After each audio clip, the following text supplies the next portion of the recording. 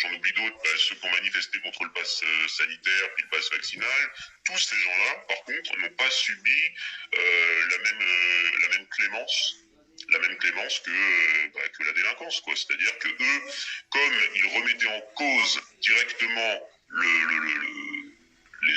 comment dirais-je, les ordres illégitimes ou illégaux de nos gouvernants, ils étaient une menace pour le pouvoir. Donc, comme ils étaient une menace pour le pouvoir, eh bien, ils étaient un mauvais exemple pour les citoyens. Donc, eux, il y avait carte blanche pour les réprimer. D'ailleurs, je ne sais plus quel journal a sorti récemment des ordres qui avaient été donnés, ils ont eu accès à des conversations à la préfecture de police de Paris, où on entendait très clairement qu'il fallait défoncer, pardonnez-moi le langage, mais qu'il fallait défoncer les gilets jaunes, quoi. Voilà. Donc c'était très clair que cette répression n'est pas là parce que les gens le méritent.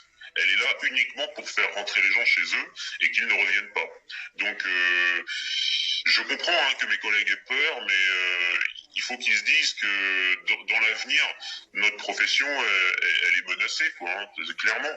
Et s'ils veulent continuer là-dedans, il va falloir à un moment donné aussi qu'ils prennent leur courage à deux mains.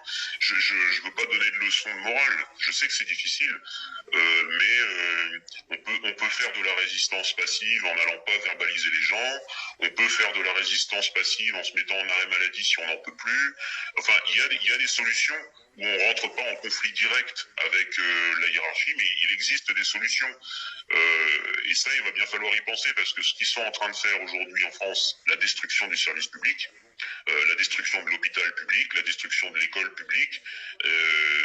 Pourquoi ? Parce que forcément, ils vendent tout ça au fur et à mesure à leurs copains du privé, qui financent leur campagne. Enfin, tout ça s'entremêle, en fait, tout ça s'entrecroise. Si on prend pas conscience de ça, c'est notre profession qui est menacée vraiment dans son ensemble. Donc il faut vraiment prendre conscience, quoi. Donc on manifestait pendant un an,